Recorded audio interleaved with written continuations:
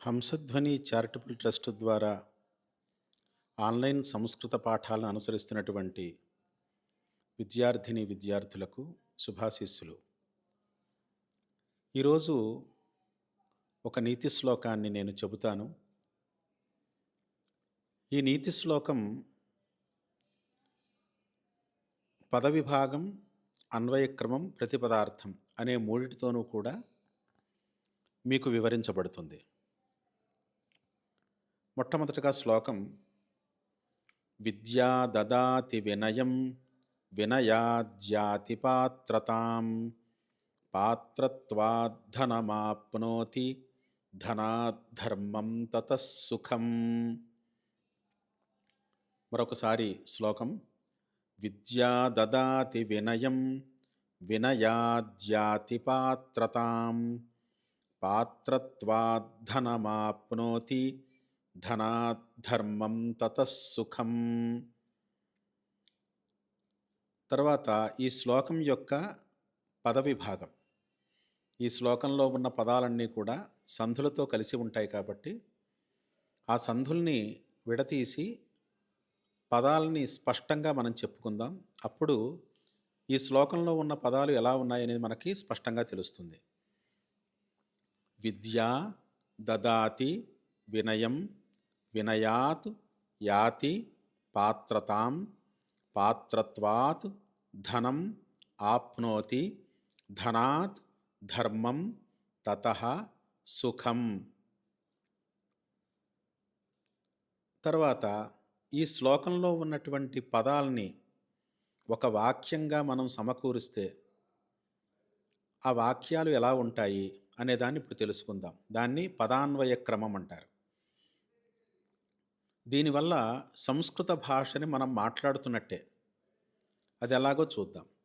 విద్య వినయం దదాతి, వినయాత్ పాత్రతాం యాతి, పాత్రత్వాత్ ధనం ఆప్నోతి, ధనాత్ ధర్మం ఆప్నోతి, తతః సుఖం ఆప్నోతి. ఇప్పుడు వాక్యాలుగా మనం చేసుకున్నటువంటి ఈ సంస్కృత పదాల యొక్క అర్థాన్ని మనం తెలుసుకుందాం. దాన్ని ప్రతిపదార్థం అంటారు. విద్య విద్య విద్య అంటే చదువు. వినయం వినయమును దదాతి ఇస్తుంది.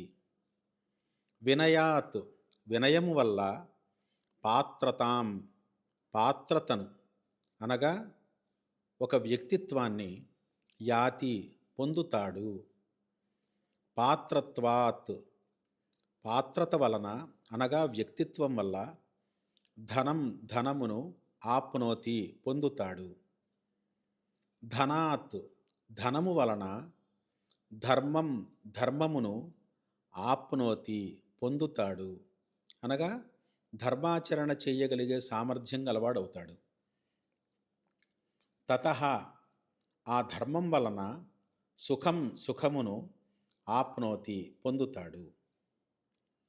విద్య వల్ల కలిగే ప్రయోజనం ఏమిటి అనే అంశం పైన నీతిశాస్త్రంలో మనకి చెప్పినటువంటి ఈ శ్లోకం యొక్క భావాన్ని మనం ఇప్పుడు వివరించుకుందాం.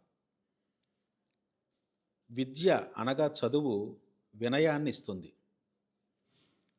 విద్య అంటే ఏమిటి అర్థం? అంటే ఏ విద్య అయితే ఆత్మ యొక్క స్వరూపాన్ని తెలుపుడు చేస్తుందో, సమాజంలో మనం నేర్పరితనంతో బ్రతకడానికి వీలైనటువంటి మార్గాన్ని మనకి సూచిస్తుందో, ఏ విద్య అయితే ప్రపంచాన్ని జయించగలిగేటువంటి జ్ఞాన సంపదని మనకి కలిగిస్తుందో అదే విద్య. విద్య అంటే జ్ఞాన వృద్ధికి అనుకూలమైన ఒక సాధనం. అటువంటి విద్య మనకి సిద్ధిస్తే మనకి వినయం సిద్ధిస్తుంది. అందువల్ల చదువు ఎప్పుడూ కూడా మనకి వినయాన్ని ఇస్తుంది. మనకి వినయం కలగట్లేదు అంటే మనకి చదువు అబ్బలేదు అని అర్థం. అందువల్ల నిజంగా విద్యావంతునికి తప్పకుండా వినయం అనేది ఉంటుంది, ఉండాలి కూడా. ఇక్కడ విద్య వినయం దదాతి అన్నాం కదా. విద్య అనేది కర్త, వినయం అనేది కర్మ, దదాతి అనేది క్రియ.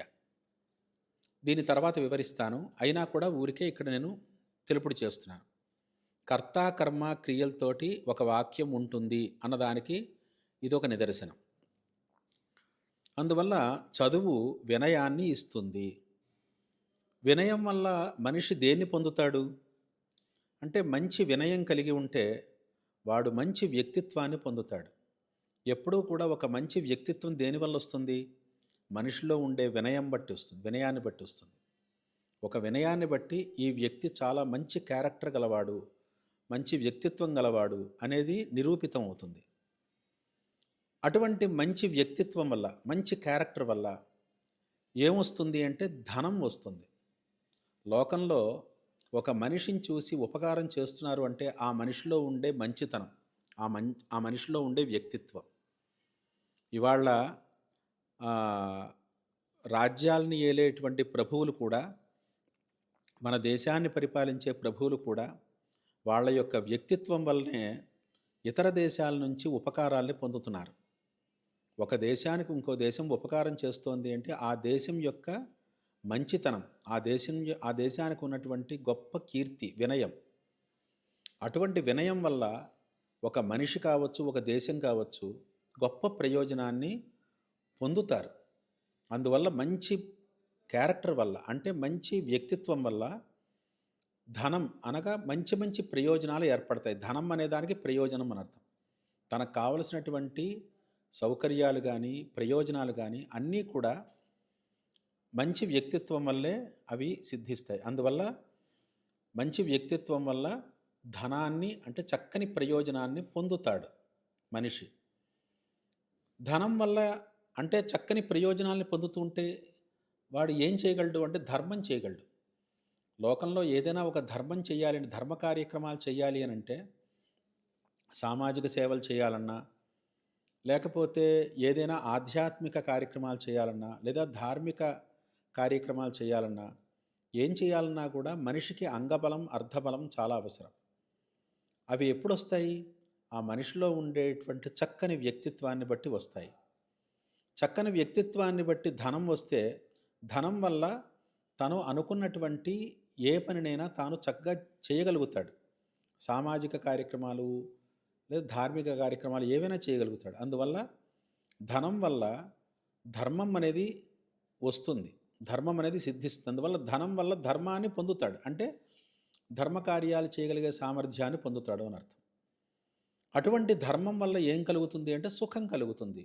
లోకంలో ధార్మికుడు చాలామందికి ఉపకారం చేశాడు, చాలా చక్కటి వ్యవస్థ చేశాడు, చాలా ఎంతోమందికి ఎన్నో రకాలైనటువంటి ప్రయోజనాలు కలిగించాడు అని లోకంలో ఒక మంచి కీర్తి ఎవరికైతే ఉంటుందో తాను ఎప్పుడు కూడా సుఖాన్ని పొందగలుగుతాడు, ఇహంలో పరంలో కూడా.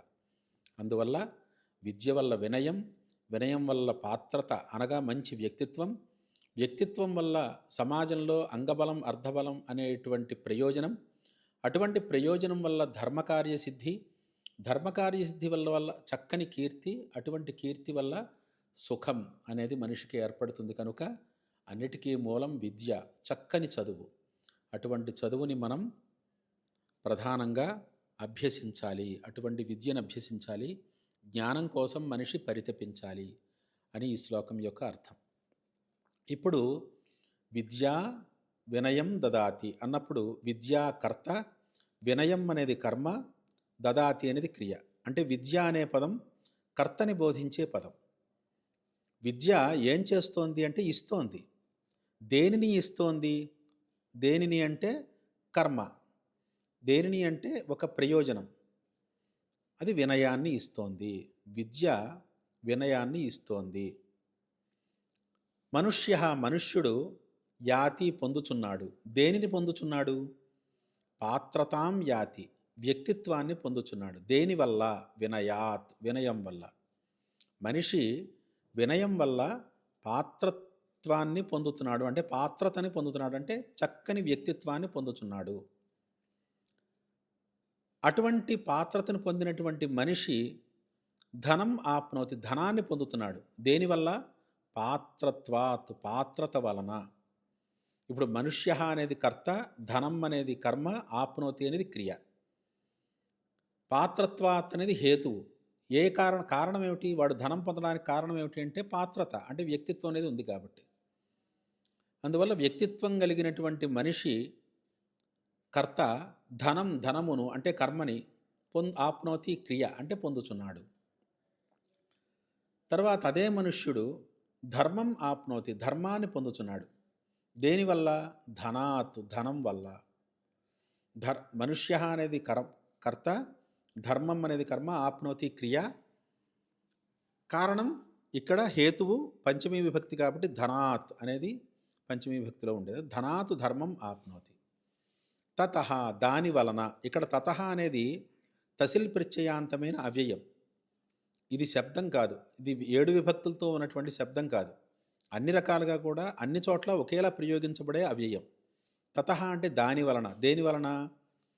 అటువంటి ధర్మం వలన మనిషి కర్త సుఖమును అంటే కర్మను ఆప్నోతి పొందుచున్నాడు.